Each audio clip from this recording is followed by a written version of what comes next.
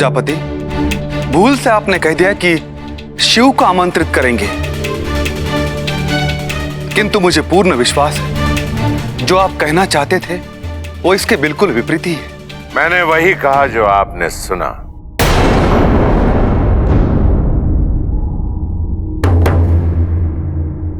और मैं अच्छी तरह से जानता हूं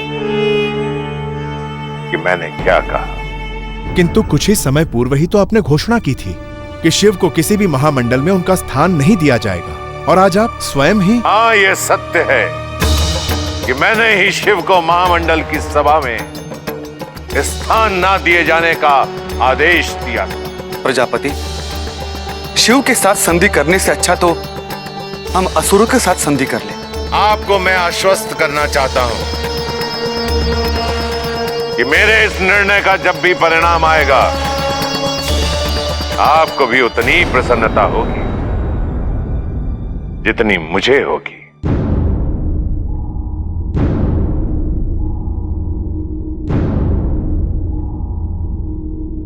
प्रजापति, मैं आज ही महादेव को निमंत्रण भिजवाता हूं।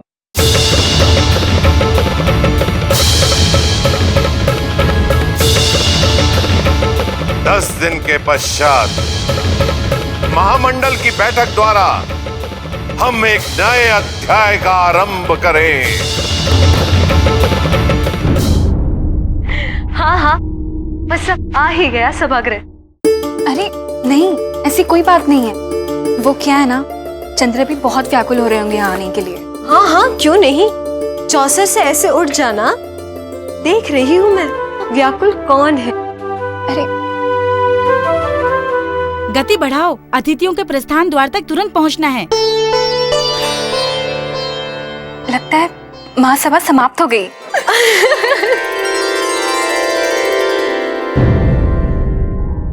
महासभा अभी अभी संपन्न हुई है। आप लोगों को यह सुनकर विश्वास नहीं होगा कि प्रजापति ने क्या घोषणा की है। मैं अभी आती हूँ चंद्र को देख के। चंद्र से दूर एक क्षण भी नहीं रह सकती। आप कुछ कह रहे थे पिताजी की घोषणा के विषय में। आज एक लंबे अंतराल के बाद प्रजापति ने एक ऐसा निर्णय लिया है जिसे सुनकर मैं ही नहीं अपितु सभी अतिथिगण प्रसन्नता से भर गए हैं। अच्छा, कैसा निर्णय? समझ लीजिए कि इस निर्णय से समस्त ब्रह्मांड में शांति की स्थापना हो जाएगी। उन्होंने यज्ञ महामंडल के आयोजन की घोषणा की है जिसमें प्रजापति पहली बार महादेव को भी स्थान प्रदान करेंगे।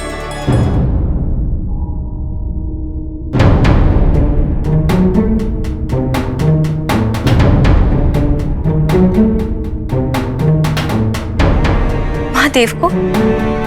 किंतु क्यों? क्या पिछले कुछ दिनों से सती और हमारे परिवार की पीड़ा का कारण महादेव नहीं है? और वो अभी अभी तो कुछ सामान्य हो रही है, शिव के प्रभाव से मुक्ति पा रही है, और पिताजी महादेव को ही आमंत्रित करने का निर्णय ले रहे हैं। ये तो मेरे लिए चिंता का विषय है। आप अपने पिता के इस निर्णय पर विश्वास कीजिए, और मुझे नहीं लगता कि यह कोई चिंता का विषय है।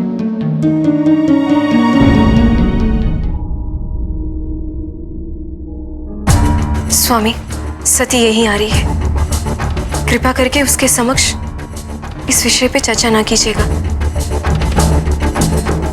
अरे, आप यहाँ? सभा समाप्त हो गई?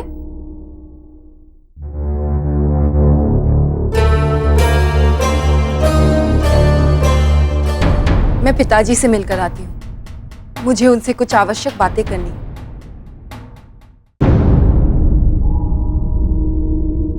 आज्ञा दीजिए।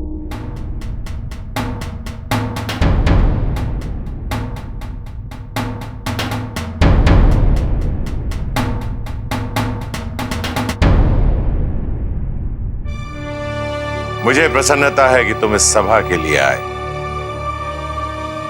और उससे भी अधिक प्रसन्नता यह है कि तुम मेरी पुत्रियों को भी साथ लाए। अच्छा ये बताओ, ये तुम्हें सुखी रखता है? पिताजी, इनसे अच्छा और कोई हो भी नहीं सकता। इतना सुख दिया है इन्होंने हमें।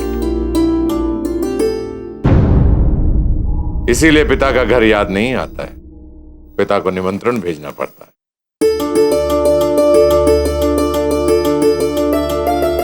जी आपकी अनुमति हो तो हम चलें।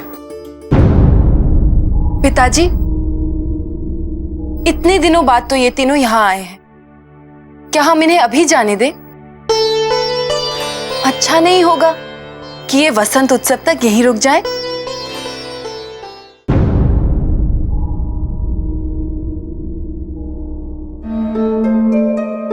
लेकिन मुझे तो शीघ्र ही महामंडल के लिए प्रस्थान करना हो। वसंतोत्सव का आयोजन कैसे करेंगे?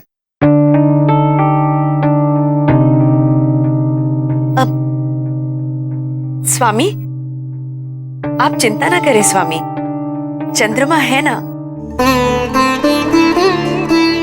आपकी अनुपस्थिति में ये सारी व्यवस्था कर लेंगे। हाँ पिताजी, हम सब मिलकर इनकी सहायता करेंगे। ठीक है, मेरी अनुपस्थिति में चंद्रमा ही वसंतोत्सव का नेतृत्व करेंगे।